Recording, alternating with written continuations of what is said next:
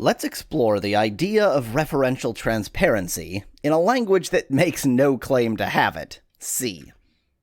Specifically, we'll be looking at C macros, because their substitution style makes them in some ways similar to the lambda calculus and its abstractions. Well, not that similar, but a little bit similar. Let's write a quick program that just prints out a number. So we'll need studio.h to print out anything. I'm talking about macros, so let's put our number into a macro. Here's our main function, and we'll go ahead and print the number. And then return 0, just to be clean. Okay, so here's a program. It just prints out a number. If I compile that, we'll name it a.out, and indeed, that prints the number 42. But of course, n is an expression here. N expands to an expression. So it's not just a value, and I could do something like this. Now n is 2 times 3 times 7. And if I compile that again, it works exactly the same. Still prints out 42. Because the expression 2 times 3 times 7 is mathematically equivalent to the expression 42, since 2 times 3 times 7 is 42. Of course, I could also print n as many times as I want. I can print it 3 times if I feel like it. Run it again, and now I have 3 42s, which we should expect. Let me make that a little bit bigger. Okay, so I can print 3 42s, and n is behaving referentially transparently here, because every time I use n, it's the same value. It's always 42. But C macros are far from referentially transparent. It's quite easy to make the behavior of n inconsistent. I could do something like this. I'll define a global variable. It would have been 0 by default, but I'll make that explicit. And then do something like that. So now I'm going to take 2 times 3 times 7 and then add v++ to it. Run it again, and now we get 42, then 43, then 44. But it was just n. Every time, all I said was n. So n is not behaving referentially transparently here. Now, I made this pretty much the worst possible case. If I take out the plus, you might think, well, this is looking a bit more referentially transparent, isn't it? Sure looks the same to me. It's getting the same value. But referential transparency is a bigger concept than that.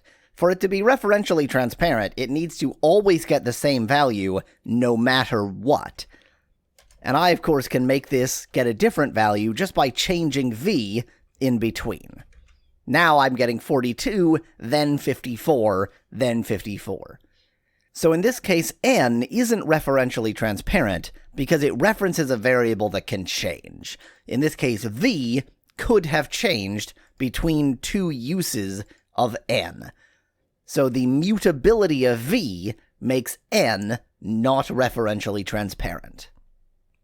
Now, if you're looking at the definition of referential transparency, you might be wondering how this relates to referential transparency at all, because n doesn't really look like a function, right? But we also said that functional languages are based on the equivalence between parameterized expressions and functions. In this case, our expression has no parameters. It's just an expression given the name n.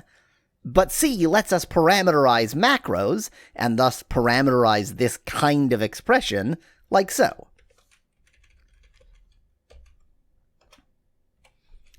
Now, of course, I have to use the parameter everywhere here.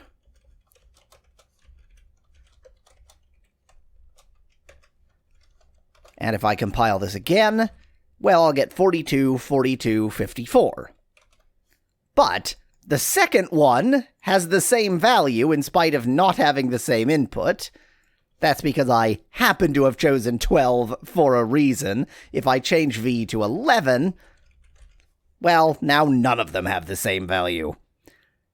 But of course, it's even worse.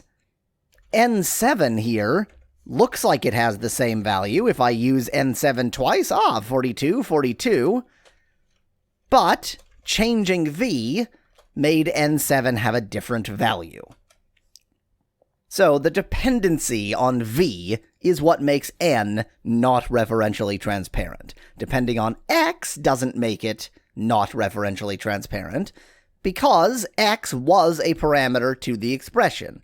So we see two n7s, and n5 is definitely different because it had different parameters. The dependency on v makes it not referentially transparent. But of course, allowing v to change and allowing things to change more generally is valuable, it's useful. Often you want things to change in a program. So most functional languages allow you to break referential transparency. They don't guarantee referential transparency for every function in the language. The difference is just the core design. In OCaml, it takes a bit of work to break referential transparency. You sort of have to ask for it. In C, it takes a bit of work to not break referential transparency. And in Haskell, you can't break referential transparency at all.